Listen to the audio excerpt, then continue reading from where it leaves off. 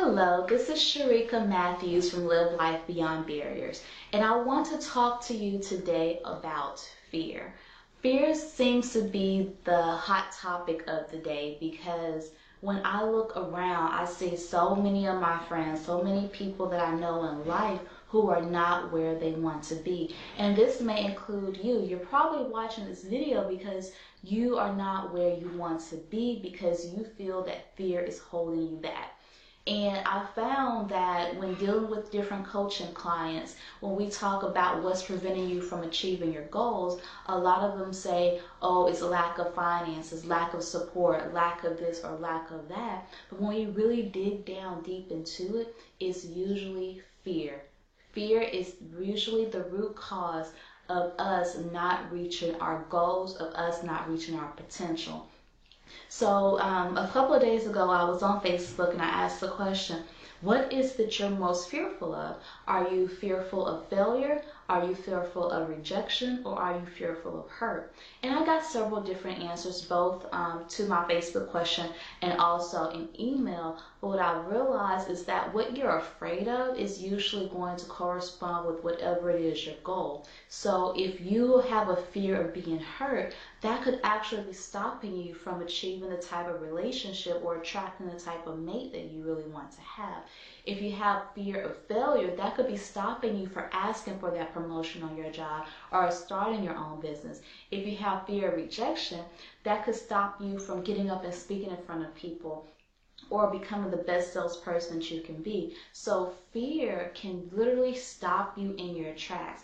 And according to a lot of research that's out there, next to love, fear is one of the most powerful emotions that we have. So, and the bad part of that is fear is such a negative emotion and is so powerful. So we have to come to grips with that, and we have to get fear back down to size. A lot of times our imagination, what we're listening to, what we're saying tends to blow whatever it is that we're fearing out of proportion. So the first thing you want to do is bring that fear back into proportion. How do you do this? One of the things that I like to do is that when I feel afraid of doing something, I try to identify exactly what is it that I'm afraid of. So for example, let's say I am afraid of starting my own business. I want to start my own business, but I just can't seem to get up the motivation or get up the inner strength to go out and just do it. So I analyze, I'm thinking, okay, what am I afraid of? And at the end of the day, a lot of us who have an entrepreneurial spirit, a lot of us have a fear of failure, getting out there and taking a risk with our finances, with our family, with our resources, and then failing at it. And so now that I've identified what it is I actually am fearful of, now I have to say, what is the absolute worst thing that could happen if I should fail at this business? Okay, I lose my money. I may default on a couple of loans. And I'll just be embarrassed about it. But I think the biggest risk in failing in a business is going to happen with your finances. I may have to sell my home. I may have to move out of my apartment. I may have to sell my car. So that's really the worst thing that could happen, is that I lose money and I lose material possessions. So now that I've identified what I'm fearful of and I've identified what's the absolute worst thing that could happen if I should fail, then the third thing I have to do is come up with a plan. What can I do to recover from this worst case scenario? So if I lose all of my money in this business venture, how can I recover from that? Well, the first thing I can do is go out and get a job. Before I became an entrepreneur, I was in corporate America. So because I have an education, because I had a degree, because I had a life before I became an entrepreneur, I can always go back to that. Let's say I have to sell my house or move out of my apartment. What can I do to recover from that?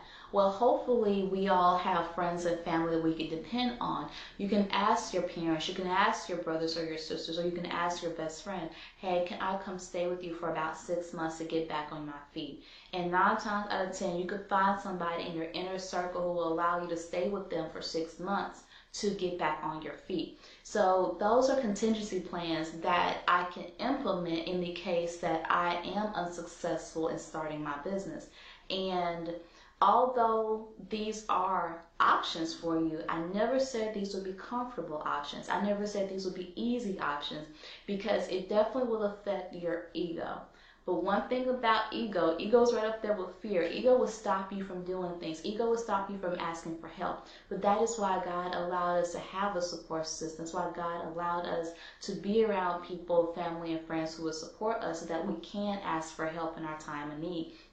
And of course, you always ask God for help as well, because He will provide you with the people and the resources to allow you to recover from anything and everything.